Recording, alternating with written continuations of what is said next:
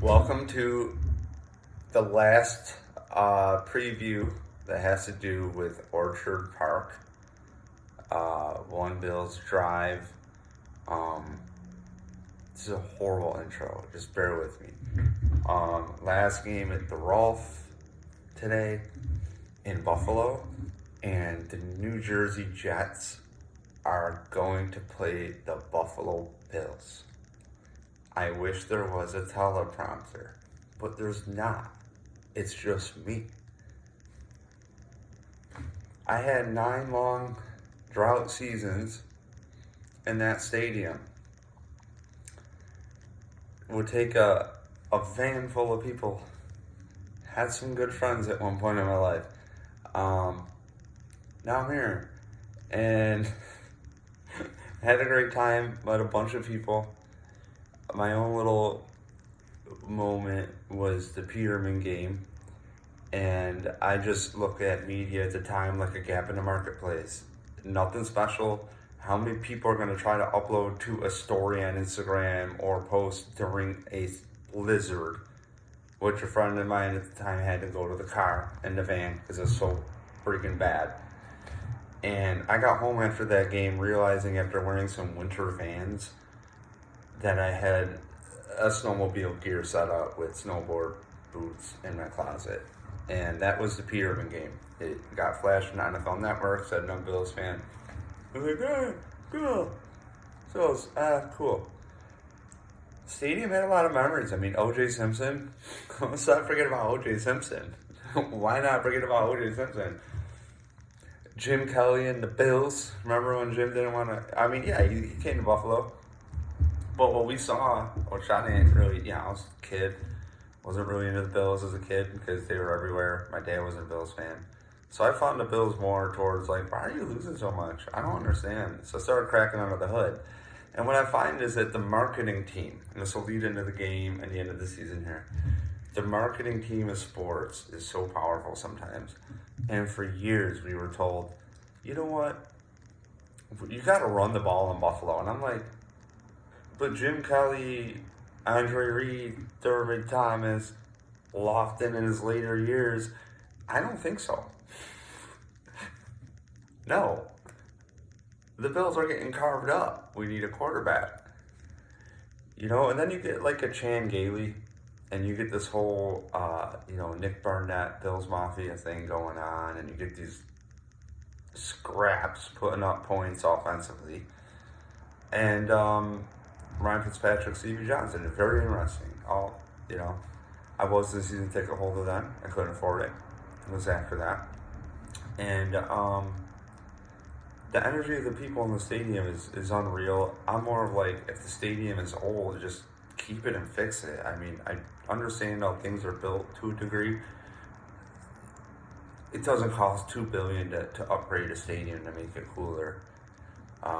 And not for nothing, if we want to talk about PSLs, why wasn't that all out in the front of the fans? You don't think that's by design? Again, I'm probably one of the only ones here to talk about it, but there's a new stadium across the street. It's really shiny.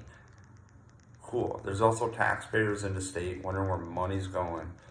And I understand it's supposed to be happy time, the Bills preview, but it's just facts. All right. So back to the blue pilling. The Jets, I believe, might be starting Tyrod Taylor. Am I going to do a real preview? No. I want Josh Allen to take one snap and get out. What do we see this year from the Bills? Them talk about Keon Coleman all tearing up camp and yada, yada, yada. Run the papers. And a lot of fans this year are finally adding up. And I'm not a hater of the GM. I get friends who argue with me. They tell me Brandon Beans hit like 39%. I think he can do a better job. That's all. All right, you got Josh Allen, that's great.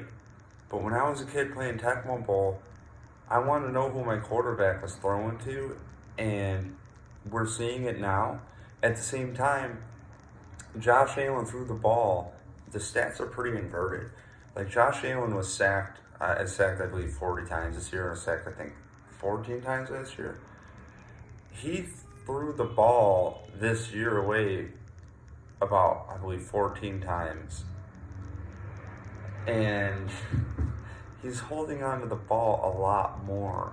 than last year. So the numbers are actually inverted. Like last year, he threw the ball away, I believe, 30 to 40 times. Eric Turner at Cover One did a wonderful report. Cover One on YouTube. I believe it's called The Film Room. If I remember here at the 5-minute mark, I'll write it down. I'll try to put a link in. That said, go to Cover One and check it out. But I've accepted this team to be what it is.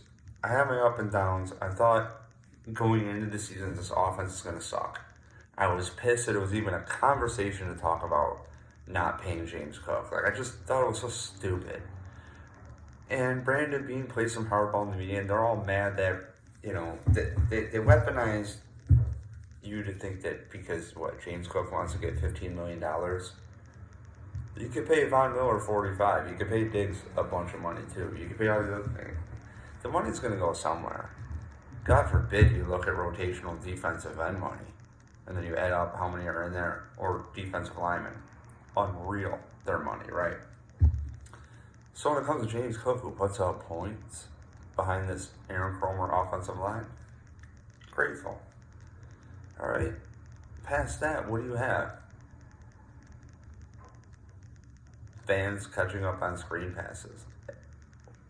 Average fans, me included, dumb. I shouldn't be picking up on this. I'm just a dude, okay? And I find it really fantastical that year two, after the marketing, I'm not really shocked. After the marketing team for 2 years with Keon Coleman in the offseason, the jacket year one, and then you give him his rookie year.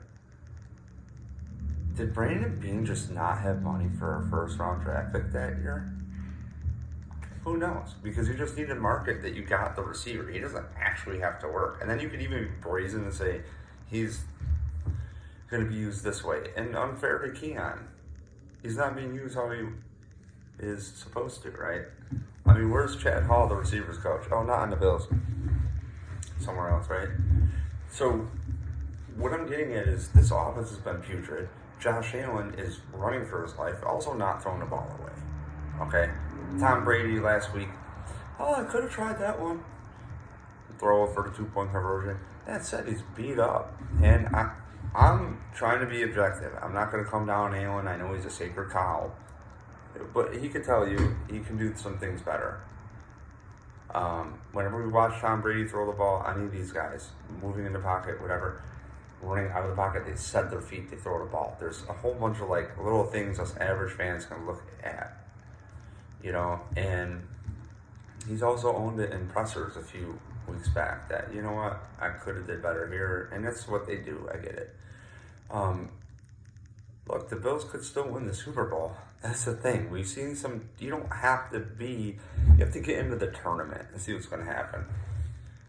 I hope this isn't the last game in Orchard Park. I was hoping to make a game this year, and I would love to see a playoff game that does not involve Skylar Thompson and the Bills beating that. I am terrified of the Texans defense. I don't want to see them. I don't know who I want to see right now. I'll be honest with you. I'm a little bit interested in another topic. Contract incentives. I think Dawson Knox has some.